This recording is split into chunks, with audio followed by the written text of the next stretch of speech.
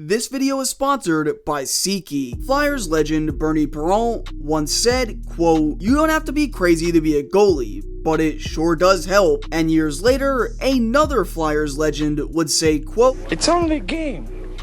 Why you have to be mad?" Well, Perron's quote is what inspired me to look back at some of the weirdest and craziest goaltenders to ever play the game. As it turns out, a lot of goalies are crazier than you think, and a ton of goalies have definitely left their mark by simply being themselves. The goalie that best exemplifies staying true to yourself is hands down Ilya Bryzgalov, who is a must-have in a video like this. Besides his famous post-game presser against the Anaheim Ducks, Bryzgalov was, and still is, a quote, goldmine, as there are hundreds of videos highlighting some of Ilya's most memorable moments. What's the biggest threat that the Penguins have?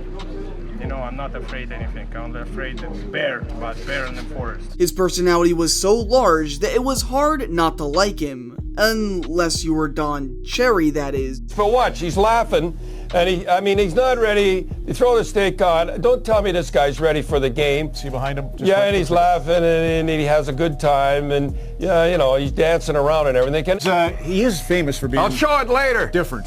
Anyhow, never mind, he's different, all right. In terms of personality, you also have to look at Patrick Waugh, who also wasn't afraid to sound off or state his mind when needed. I can't really hear what Jeremy says because I got my 2 Stanley Cup rings plugged in my ear. Waugh's colorful personality was embraced, especially since he backed himself up on the ice. He knew when to be serious and when to deke around Wayne Gretzky. Rangers with a 4-1. Look at Patrick. Look at this. What is this? He's out of his mind. There's a penalty now. He carried the puck over center ice.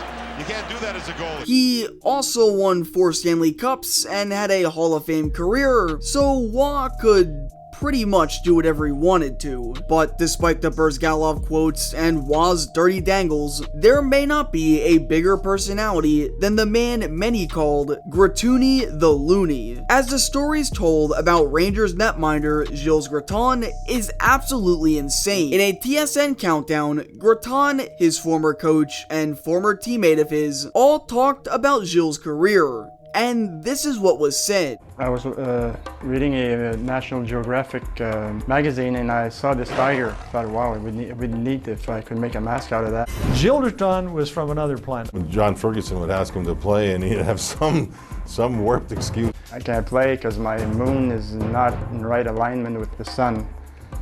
And if you play me tonight, I'm going to let in about 15 goals. He really thought he'd been reincarnated.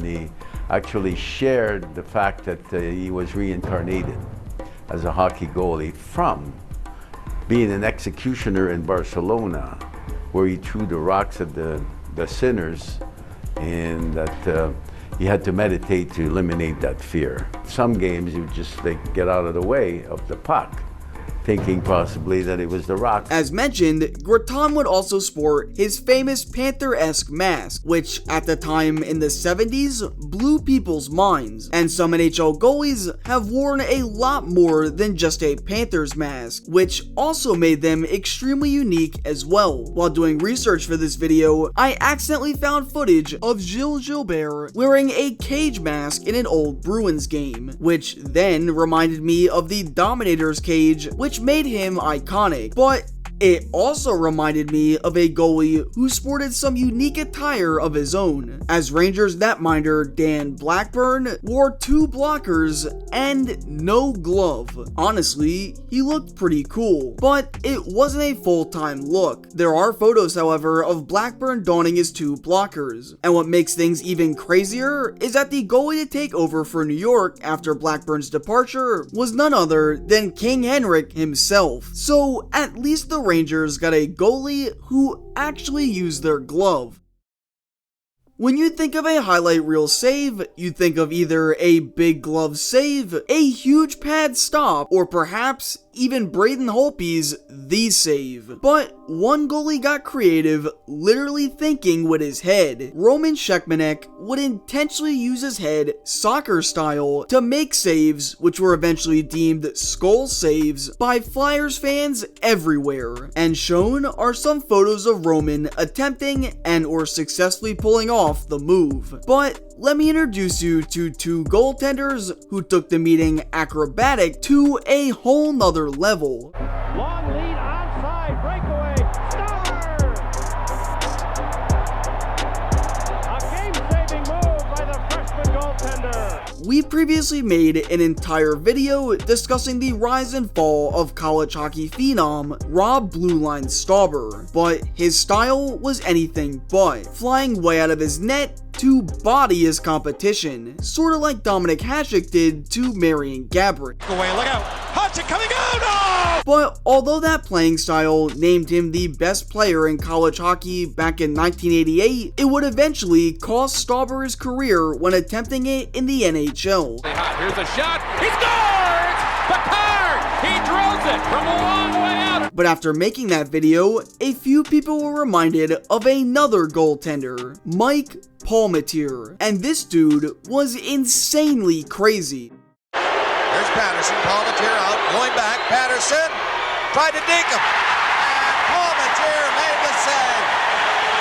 He tried to dink him, and no sir. Mike Palmateer is highly regarded as a fan favorite in Maple Leafs history, mostly due to his insane goaltending style. Palmateer was essentially what Stauber was trying to be, but Mike was able to make an extremely solid 8-year career out of it. He would etch himself in the history books in Toronto and also made himself somewhat of a household name. Back in 2016, the Red Wings and Maple Leafs alumni would face off in an outdoor game, which eventually went to a shootout. And at almost 70 years old, Mike Palmateer did this.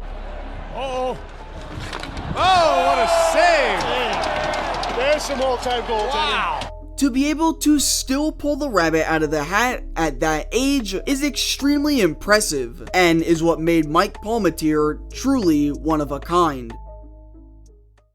No one expects goaltenders to lose their cool, but every once in a while, you'll get a Jordan Binnington who tries to destroy anyone who scores a goal on it. Do I look nervous? No.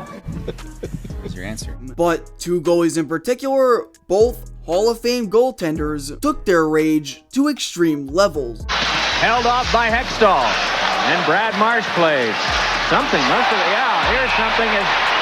That's gotta be a major penalty. Ron Hextall was known more for his fiery temper as opposed to his puck-stopping abilities, if that says anything about him. But Hextall would stop at nothing to get out his frustrations, whether it be to protect a teammate or to simply break some ankles. Because of this, however, he was extremely feared league-wide, which was actually more of an advantage towards Hextall, making him more intimidating inside and outside of the blue paint. The other goalie to use his stick like a sword is Billy Smith. The same goalie who helped the Islanders win 4 straight cups was also the goalie whose poke check was more than effective. It was lethal, especially when being used to trip up his opponents. Billy Smith and Ron Hextall were two of the NHL's craziest goalies who managed to dominate both the goal crease and the penalty sheet, as both lead the all-time penalty minutes list, with Hextall taking the top spot. Hextall was near the top of another list as well, being in the top 10 for scoring the most goals by a goaltender ever, because when he wasn't using his hands for punching people, he was using them to launch lasers into the opposing team's net in glorious fashion. On the ice, He's got a chance, he's got a chance! He's got it! Thanks to SeatGeek for sponsoring today's video. SeatGeek is an app that allows users to purchase tickets to games, concerts, and live events. SeatGeek makes buying tickets simple as they rate them on a scale from 1 to 10, with the higher number being the better of the deals. If you've made it this far and you haven't already, make sure to use my promo code IDGT at checkout to save you $20 off your first purchase. Thanks to SeatGeek for sponsoring today's video, and thank you guys so much for watching.